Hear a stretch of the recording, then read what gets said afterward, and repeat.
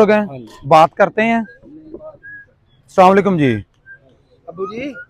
अबू जी हकीम साहब है जनाब क्या हाल चाल है? ठीक है।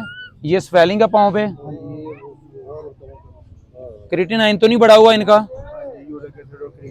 क्रिएटिनाइन कितना है इनका सर? पॉइंट्स के अंदर कितना है? 1.9।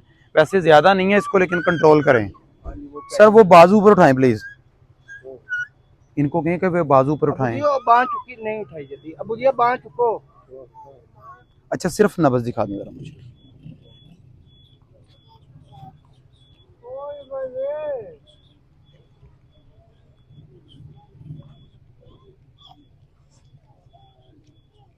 इनका डाइट प्लान बताएं सर, क्या है खाने में, क्या है पेशेंट का?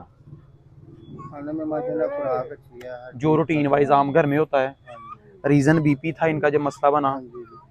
सर जो पैरालाइज का मसला होता है, यानी जो फालिज का मसला होता है, ये सारा कनेक्ट होता है ब्रेन के साथ, दिमाग के साथ कनेक्ट होता है। पहला पॉइंट ये। दूसरी बात ये है कि इनको साथ में क्रिएटिनाइन भी बढ़ा हुआ है, इनको गुर्दों का मसला भी है।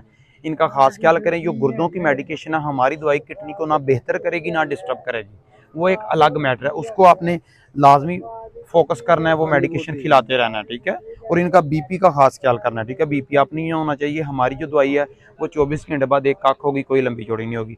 ब्रेन से सर्कुलेशंस को कवर करेगी, मरीज इंशाल्लाह एक्टिव होता जाएगा, ठीक है। इनसे थोड़ी सी बात करने की जी जी करो, हुक्म करो जी। इनको जो ये हुआ था ना, वो दिन की वजह से हुआ था। दिन काम कम कर रहा है। ओके वो इको करवाई थी। उन्होंने कहा जी 70% दिन काम नहीं कर रहा, ओके। है जिसकी वजह से इनको ये बार बार फालिज के अटैक। आप इनके पास होते कौन होते हैं? आज मैं मजीद आपको गाइड कर दो, परेशान ना हो, मैं ताबेदार भाई के लिए।